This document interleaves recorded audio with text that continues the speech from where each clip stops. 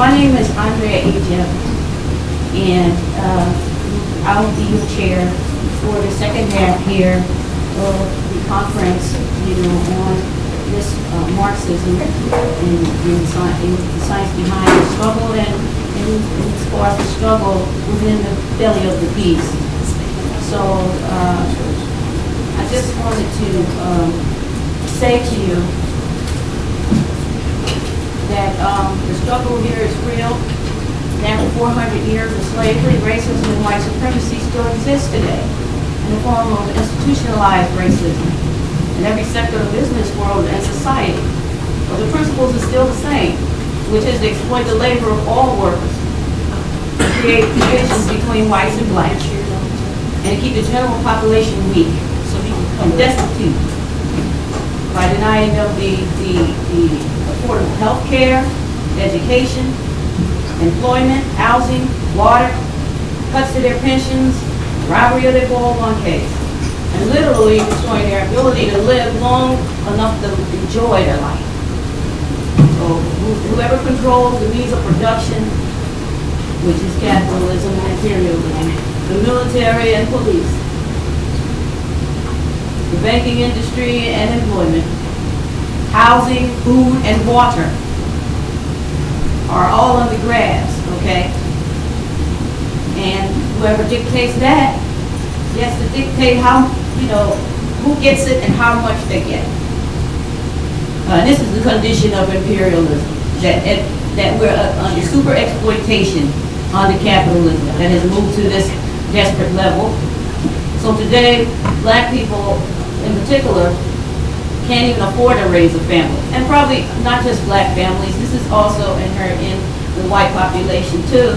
But predominantly black families are under the greatest, when you're on the bottom, you're under the greatest pressure from everybody that's on the top. And so black women seem to be predominantly raising the household here and by themselves, because of the boot of imperialism is firmly on the neck of the black males in society. And because of that, even after the gains of the civil rights era, we've been walked back almost to the situation of the Jim Crow era. The result is a shrinking population of the black community that right now is a desperate group of people, who are the victims of the state antagonism that's going on, and racism and oppression. And out of this desperation is crime, and policy comes of police brutality that we have witnessed down in Missouri. And we've seen a heavily armed militarized police force that is so technologically advanced and equipped with this heavy assault weaponry, and it's used in the Middle East, okay, when we're at war, okay, with the so-called enemy and the so-called terrorists. These weapons are being turned on the protesting citizens who have a right, the First Amendment freedom of speech, to assemble and to be angry at any violations that government is committing. These are violations of their First, Fifth, and Sixth, and 14th Amendments here regarding due process violations and equal protection even. That certain groups of people have to suffer and have been suffering down in Missouri, especially the predominantly black. I think we've already discussed, most of this though when I came in. I didn't get to hear all of, the beginning of it. But so I'm just giving you my views because I didn't really give you my views on it. Especially I'm concerned about young black youths, who are killed on a continual basis before even being afforded the opportunity of their due processes under their supposedly that they have under the Constitution to stand before a court of law and to be represented, okay, under that equal protection clause and a due process law. That is considered democracy that we're supposed to have. But instead, this country is allowing the police to be the judge and also, the courts and the jury you know, and executioner, exactly. All, you know, in one encounter, you know, with a shot of a bullet, well, the cops always go free. So of course we're outraged because it only happens mainly to black youths, you know, to black people. I mean, we're the black officers who are shooting white people. We're the black officers who are getting out of their cars and shooting white youths. You know, it doesn't really exist. Does anybody know of a situation? If they were, they'd be arrested immediately. They would be arrested immediately. So why is it that they are afforded due process, but black young males or whoever they're pursuing and they shoot and they just decided to shoot and take their life?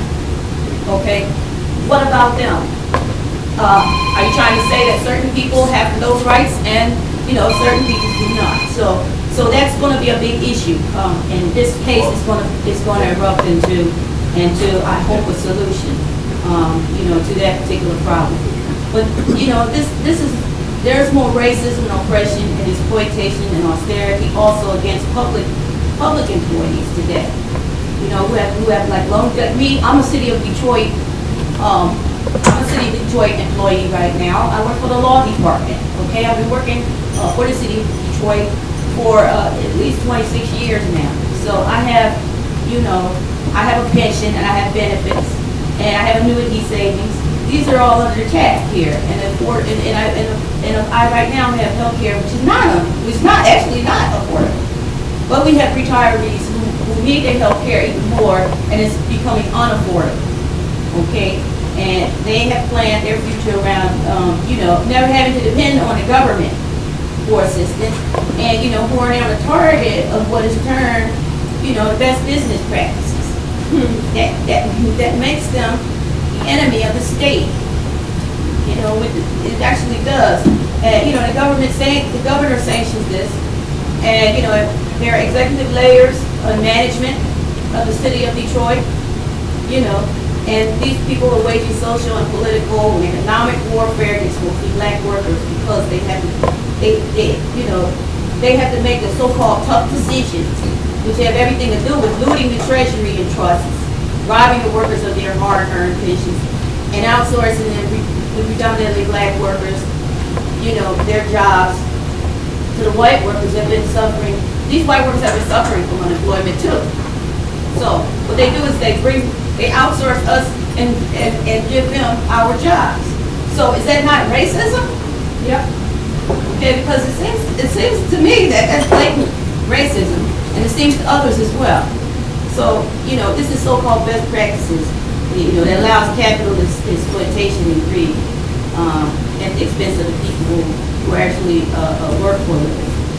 So the role of the banks and the corporations and Governor Dick Snyder and the EM Org, you know, and the bankruptcy judge Stephen Rhodes and Dave Bing, your Bings, your Duggins, your Gary Browns, and other agents, implants throughout the City of Detroit, you know, are there to enforce the plan of adjustment and to dictate a plan to gentrify the working class, predominantly black employees in a way that will take their jobs and leave them poor, destitute, and waiting for, you know, a handout from the government. Well, you know, the people in the suburbs view their hate towards them for being unemployed and maybe being a bum on the street, having been reduced to that, and for waiting on government funds to help them using their tax dollars. So this is the pensioners will suffer because, you know, they're not going to be able to afford you know, the cuts life and liberty in a way that they perceived it with these pension cuts that were applied to them in this plan.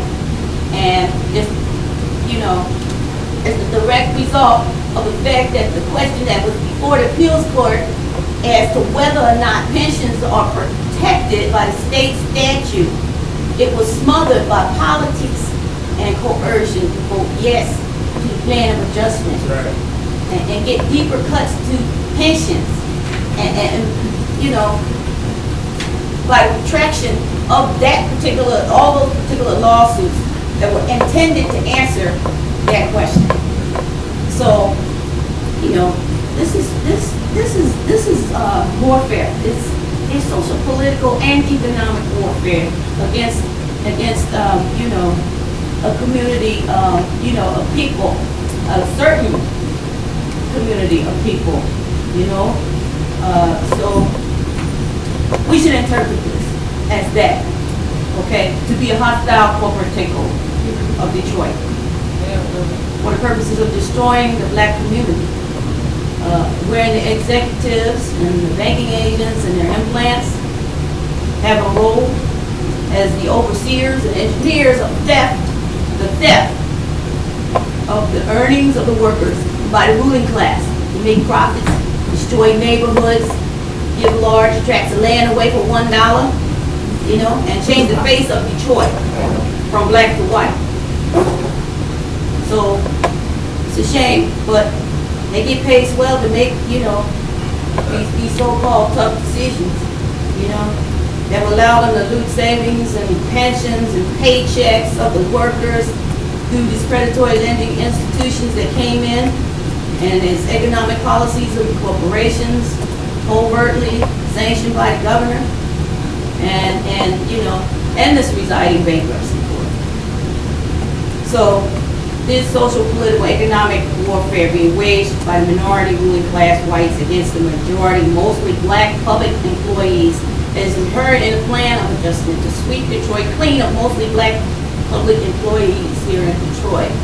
And if you know, this so-called best business practice is left unchecked, the same business model will be applied to other cities. And bankruptcy will be catalyst to justify doing it. So, in ending, I just want to say that the austerity measures imposed upon the predominantly black city workers is an example of what they mean by changing the face of Detroit. And these are the workers who generally cannot find jobs once they've been outsourced to the private sector, because these sectors of employment still promote white supremacy and racism against them. So what is ironic is that the workers kept their part of the bargaining agreement by the working for the city for lower than average wages for decades, with paychecks, with pay cuts to their paychecks, furlough days, and layoffs. You know, but the bosses were allowed to breach their pension obligations by hiding behind this bankruptcy. And if this bankruptcy judge approves this plan to rob city employees of their retirement savings and their pension obligations to them, other cities will follow suit to shed their pension obligations as well. And the whole scenario is an example of the abuse of power, the super exploitation of the capitalist system under imperialism, which we're presently, I feel, under, and possibly a fascist type of progression. You know, the whole scenario is an example of the abuse of power, the super exploitation that put power before people, which is not a democracy. It's a plutocracy, and we need to look them up and really understand what the meaning of those words are. So our panel discussion